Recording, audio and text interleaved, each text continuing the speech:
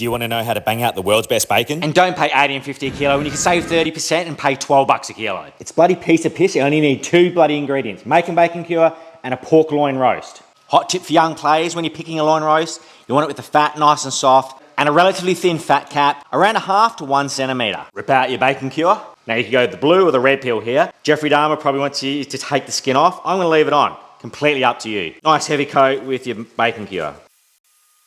Pat, don't rub. Save that for the bedroom. If you can eat all sides, season all sides. That's about how much rub you should have on it. Just see the rosy red colour of the meat come through.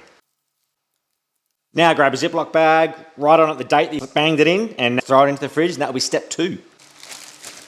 Righto, step 1, cure done. Now bang it into the fridge for 7 days, flipping it daily to get nice even cure. Simple as that. Those cunty. It's now been a week, let's rip it out of the fridge.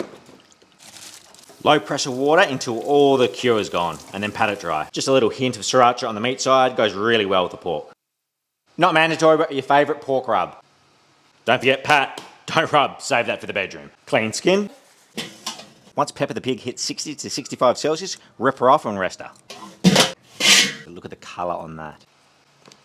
So start showboating around the house. You now have made your own homemade bacon. Bang it in.